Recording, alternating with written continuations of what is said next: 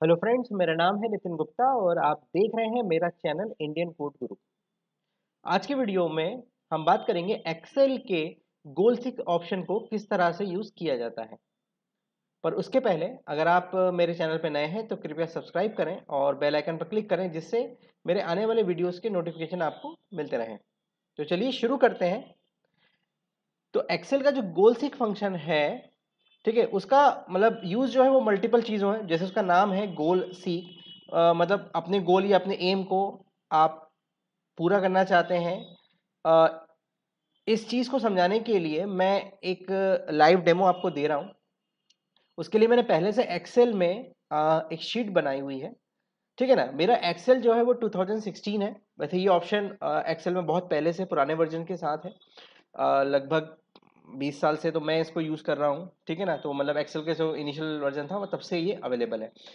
तो पहले मैं आपको ये समझा दूं कि गोल सिक का यूज़ क्या है। तो गोल सिक का यूज़ ये है कि जैसे क्या होता है कि हम कोई चीज़ एनालाइज कर रहे हैं, हम किसी तरह का कोई एनालाइजेशन कर रहे हैं और हम कोई चीज़ टेंटेटिव निकाल के देखना चाहते हैं। जैसे कि मैं चाहता हूँ कि अगर ये चीज़ ऐसी होती तो मेरे बिजनेस पे या मेरे प्रॉफिट पे, मेरी शीट पे, मेरे कैलकुलेशन पर क्या फ़र्क पड़ता। जैसे अपन कई बार सोचते हैं कि अगर मुझे कमीशन इतना मिलेगा तो मुझे कितनी सेल करनी पड़ेगी। मतलब अगर मुझे कमीशन इतना चाहिए तो उसके लिए मुझे कितनी सेल करनी पड़ेगी। तो इसी का मैं एक लाइव एग्जांपल आपको दे रहा हूँ। तो मैंने एक पहले से शीट बना रखी है, मैं इसके 2-3 एग्जांपल आपको दूंगा। तो इमेजिन करिए, मान लीजिए आप एक छोटा सा कैलकुलेशन कर रहे हैं जिसमें आपकी ये है टोटल सेल, ठीक है। इस सेल का कंपनी आपको कमीशन जो देती है वो 15% देती है, ठीक है। और आपको निकालना है पेमेंट। तो ये पेमेंट मैंने कैसे निकाला है, मैं इसको डिलीट करके फिर से एक बार दिखाता हूँ आपको। देखिए, तो मुझे यहाँ निकालना है कि मेरा इस बार का पेमेंट कितना हुआ। तो मैंने निकाला इक्वल टू, अब टोटल सेल की जो सेल एड्रेस है वो कौन सा हो गया, डी का सेकंड। तो मैंने लिखा D2, या उस पर क्लिक कर देता हूं मैं। और उसके बाद मैंने किया मल्टीप्लाई का साइन दबा के, और फिर मैंने लिया है उस कमीशन वाले सेल जिसका है D और C, ठीक है ना। तो D3 सेल एड्रेस को मैंने लिखा, देखिए सेलेक्ट हो गया, एंटर कर दिया। तो इससे मुझे पता चल गया कि अगर 5,000 की सेल हुई है और कमीशन 15% है तो मुझे 750 मिलेंगे, ठीक है। अब मैंने यहाँ पर क्या किया, सेल बढ़ा दी। मान लीजिए तो 1,50,000 कर दी, तो यहाँ उसने मुझे बता दिया कि आपको 22,500 मिलेंगे, ठीक है। इस तरह से आप चेंज कर सकते हैं। बट अब मुझे यहाँ कैलकुलेट करना है कि मान लीजिए मुझे अगर कमीशन 30,000 रुपये चाहिए। मतलब चलिए मैं एक अंदाजा लगाना चाहता हूँ कि अगर यही कमीशन बढ़ के, जो अभी मेरा 22,500 आ रहा है, यही कमीशन बढ़ के 30,000 हो जाए, ठीक है। तो 30,000 कमीशन पाने के लिए मुझे कितनी सेल करनी पड़ेगी, मुझे ये पता करना है, ठीक है। मतलब मेरा एम है कि ये जो फॉर्मूले वाला सेल है ये यहां पर आ जाए 30,000, ठीक है ना। जिससे मुझे ये पता चल जाए कि अगर ये 30,000 मैं कमीशन लेना चाहता हूं तो मुझे कंपनी को टोटल कितनी सेल करके देनी पड़ेगी, ठीक है ना। ये आप नॉर्मल कैलकुलेटर पे भी करके देखेंगे, थोड़ा सा टाइम लगेगा, ठीक है ना, कमीशन या जो भी है।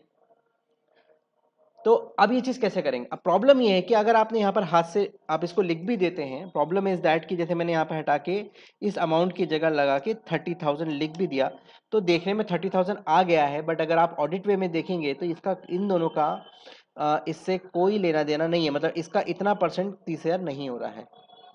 तो अब यहाँ पॉइंट ये है कि मैं चाहता हूँ, मैं अंडू कर देता हूँ इसको, मैं चाहता हूँ कि मेरी जो सेल का फॉर्मूला है वो ऐसा का ऐसा रहे, ठीक है। और यहाँ पे 30,000 आ जाए। अब यहाँ आपको एक चीज ध्यान रखना है, गोल सीट के केस में आप जिस सेल पर नया अमाउंट चाहते हैं वहां कोई ना कोई फॉर्मूला जरूर होना चाहिए। मतलब जो भी कैलकुलेशन आप करेंगे उसमें एक फॉर्मूला पुट जरूर होना चाहिए। तो जैसे ये पेमेंट में गया, अब ये मुझे मिलेगा कहाँ, तो ये मुझे जाना पड़ेगा डेटा ऑप्शन में, ये रहा डेटा ऑप्शन। और व्हाट्स इफ एनालाइज में जाना है, ठीक है ना, जिसमें एक ऑप्शन आ रहा है गोल सीट, ठीक है ना। ये ऑप्शन पे आपको जाना है। अब मैंने इस ऑप्शन पे क्लिक किया तो मेरे सामने छोटी सी विंडो ओपन हो रही है। इस विंडो में सबसे पहला जो ऑप्शन आ रहा है which is called set cell. Set cell मतलब आप किस सेल की वैल्यू बदलना चाहते हैं। मतलब कि जो आप एम क्या है आपका, मतलब वो सेल जिसमें आप वैल्यू बदलना चाहते हैं या वो नई वैल्यू आप डालना चाहते हैं कि यार मेरा एम इतना है। हमारे केस में ये पेमेंट वाला ऑप्शन है। तो यहाँ पे ऑटोमेटिक, क्योंकि कर्सर मेरा सेलेक्टेड था तो उसने डी का 5 ऑलरेडी सेलेक्ट कर लिया। नहीं भी है तो आप यहाँ पे इस पर क्लिक करके उसे D5 सेलेक्ट कर सकते हैं। अब आ रहा है टू वैल्यू।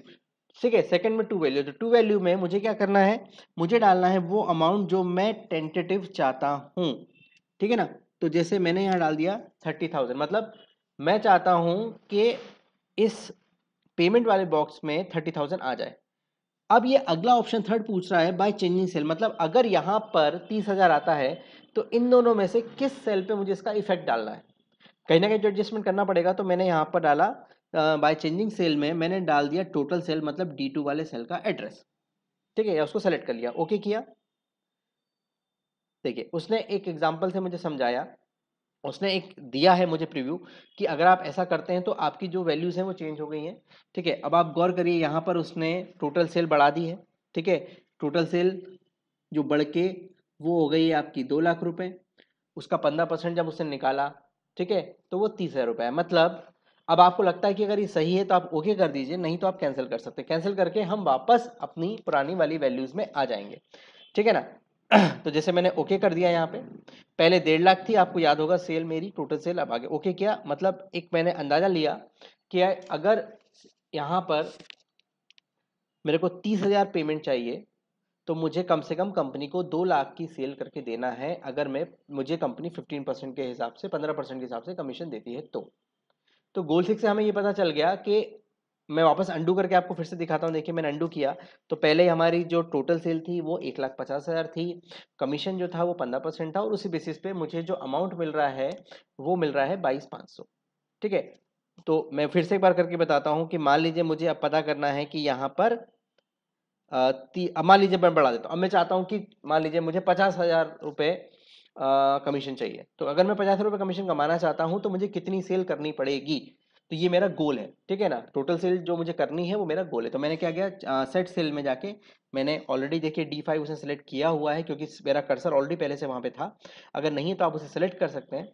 फिर चेंजिंग सेल में मान लीजिए मैंने अब यहाँ पे कर दिया है 50,000। ठीक है, और फिर बाय वैल्यू में, सॉरी, बाय चेंजिंग सेल में जाके मैंने सेलेक्ट कर लिया कि D2 जिसमें मेरी टोटल सेल लिखी है। ठीक है, और ओके किया, तो देखिए उसने एक टेंटेटिव बना दिया, मतलब कि आपको कम से कम 3,33,333 रुपए की सेल कर रही है, तब जाके 15% के हिसाब से आपको 50,000 रुपये कमीशन मिलेगा। तो गोल सिक्स से हम कर क्या रहे हैं, गोल सिक्स से हम कर रहे हैं कि जो हम अचीव करना चाहते हैं अपने गोल, जैसे मैंने भी एग्जांपल दिया 50,000 का, मैंने एग्जांपल दिया 30,000 का, तो ये मेरे गोल्स हैं। इन गोल्स को मुझे अचीव करना है, तो इससे मैं अचीव करके देख सकता हूं कि अगर वो गोल तक पहुंचना है तो मुझे क्या करना है या कितनी सेल करनी है। आपको लगता है ठीक है, आप ओके कर सकते हैं, नहीं है तो कैंसिल करके वापस आ सकते हैं, तो जो नॉर्मल वैल्यू थी वो हमें वापस मिल जाएगी। अब इसी का मैं एक और एग्जांपल है, मैंने एक शीट और बना रखी है। ठीक है, जो है लोन अमाउंट कैलकुलेट करने के लिए। इस चीज का वीडियो मैं ऑलरेडी बना चुका हूं, कैलकुलेट पीएमटी फंक्शन का यूज करके।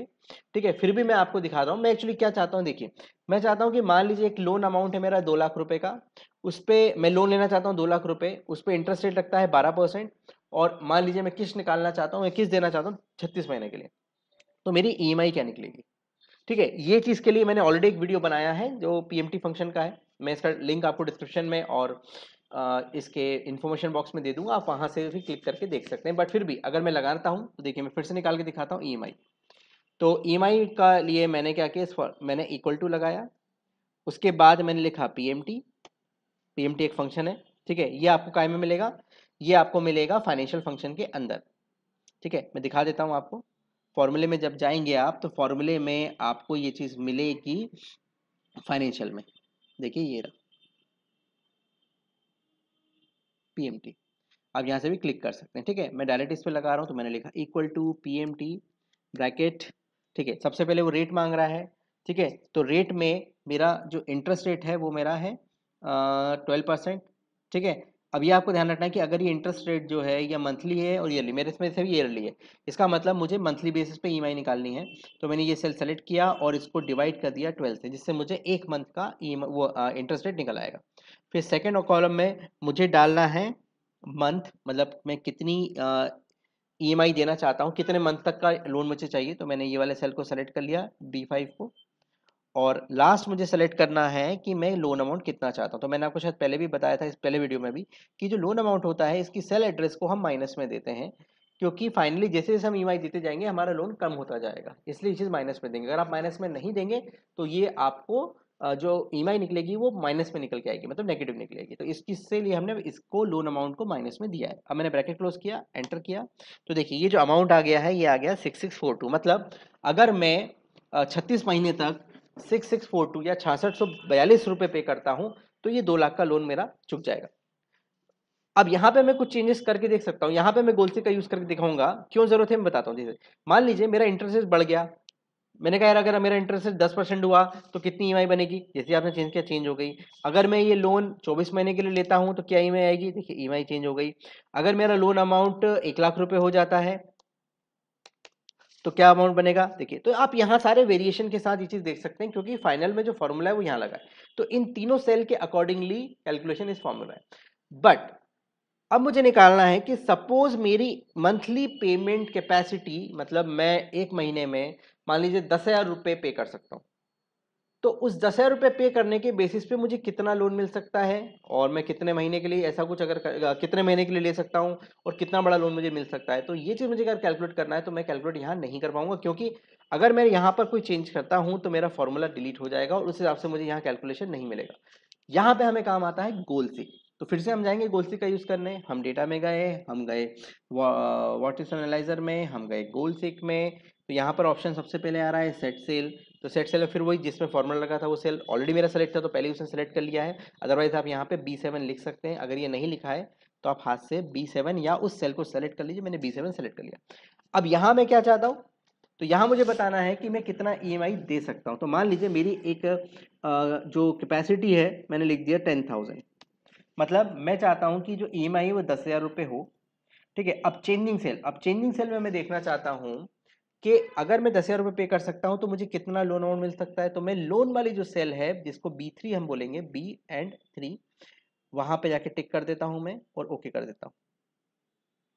तो देखिए उसने एक टेंटेटिव आपको बता दिया कि अगर आप ईएमआई 10,000 रुपये महीना देना चाहते हैं और अगर आप उन्हें 24 महीने तक 10,000 रुपये देते हैं जिसमें आपको ब्याज जो है वो 10% यदि लग रहा है, तो आपको जो लोन मिल सकता है वो करीबन इतना होगा। ठीक है ना, विच इज 2,16,708 रुपये। ठीक है, अगर आप 10,000 रुपये मंथली पे कर सकते हैं तो।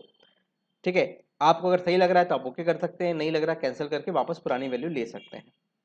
ठीक है ना। तो इस तरह से क्या हो रहा है, इस तरह से आप निकाल पा रहे हैं कि अगर आप पर्टिकुलर कोई अमाउंट पे करना चाहते हैं और इस अमाउंट को अगर मैं जमा करता हूं या मैं देता हूं तो मैं कितनी ईएमआई निकाल पाऊंगा, सॉरी कितना लोन मुझे मिल पाएगा या कितना इंटरेस्ट रेट मुझे मतलब मैं कितना बड़ा लोन ले सकता हूं, ये मैं एक कैलकुलेशन करके देख सकता हूं। ठीक है। तो आज की वीडियो में इतना ही। अगर आपको वीडियो अच्छा लगा है तो आप लाइक करिए, और अगर आप फिर से अगर आप मेरे चैनल पर नए हैं तो सब्सक्राइब करें। इसी तरह से मैं और वीडियोस आपको आपके लिए बनाता रहूँगा। और अगर कोई वीडियो आप टॉपिक पे वीडियो बनवाना चाहते हैं तो प्लीज़ कमेंट करें, मैं कोशिश करूँगा उस वीडियो को बनाने की। Thank you.